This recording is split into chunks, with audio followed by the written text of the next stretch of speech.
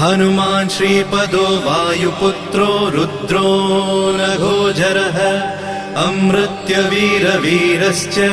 ग्रामवासो जनाश्रयः धनदो निर्गुणः शूरो वीरो निधिपतिर्मुनिः पिङ्गाक्षो वरदो वाग्मी सीता शोकविनाशकः शिवः शर्वः परो व्यक्तो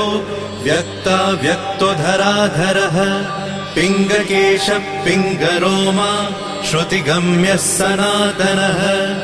अनादिर्भगवान् देवो विश्वहेतुर्जनाश्रयः आरोग्यकर्ता विश्वेशो विश्वनाथो हरीश्वरः भर्गो रामो रामभक्तः कल्याणप्रकृतिस्थिरः विश्वम्भरो विश्वमूर्तिर्